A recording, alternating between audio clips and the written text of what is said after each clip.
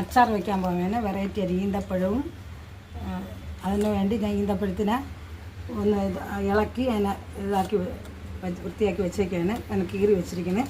അതിൻ്റെ കൂടി പുളിഞ്ചിക്ക ഉണക്കിയതും കൂടി ഇട്ടാണ് അച്ചാർ വയ്ക്കുന്നത്. അതിന് വേണ്ട സാധനങ്ങൾ വെളുത്തുള്ളി, ഇഞ്ചി, കറിവേപ്പില, മുളക് പൊടി, മഞ്ഞൾപ്പൊടി, ഉലുവപ്പൊടി, ഉപ്പ്, കായം പിന്നെ കടുവറുക്കാൻ വേണ്ടി പറ്റൽമുളക്, കടുക് എല്ലാം വെച്ചിരിക്കുകയാണ്. ഇത് വെറൈറ്റി ആയിട്ടാണ്. പുളിഞ്ചിക്ക ഉണക്കിയതും ഈന്തപ്പഴവും കൂടിയാണ് ഇത് ചെയ്യാൻ പോകുന്നത്.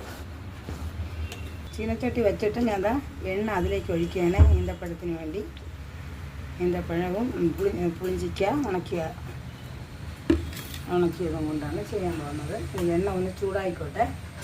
ചൂടായിട്ട് കടുക് വറുക്കണം. കടുക് തളിച്ചിട്ട് അതിന് വേണ്ടി കടുക് വേണേ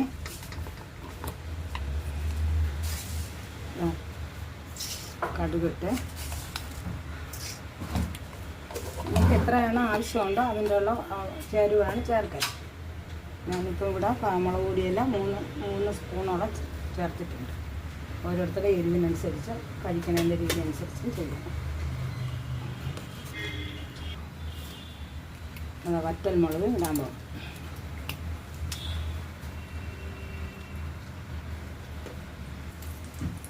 രണ്ട് ഉലുവയും കൂടി ഇടുകയാണ്. ഞാൻ ഉലുവ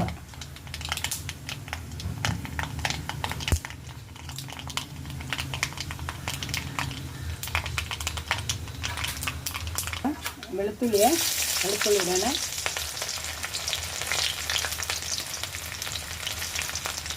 വെളുത്തുള്ളി ഒന്ന് അതിൻ്റെ പറഞ്ഞ് ഇഞ്ചി ഇടണം.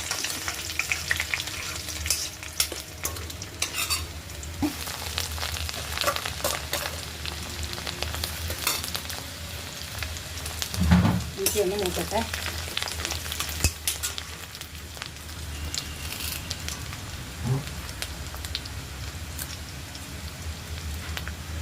ഇതൊന്ന് മൂക്കട്ടെ.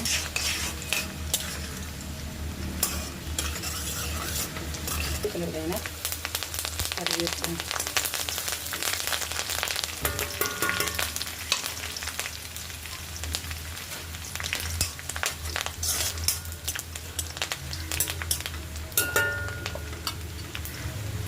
ഇനി അതിലിപ്പോൾ ഞാൻ പുളിഞ്ചിക്കയാണ് ആദ്യം ഇടാൻ പോകുന്നത് കേട്ടോ. നമ്മൾ പുളിഞ്ചിക്കൊക്കെ ഇടുമ്പം കണ്ടോളോ നല്ല ഇതായിട്ട് പൊങ്ങി വരും. നമ്മൾ ഗ്യാസൊക്കെ എടുക്കും പോലെ ഇങ്ങനെ ചെരിഞ്ഞ് വരും.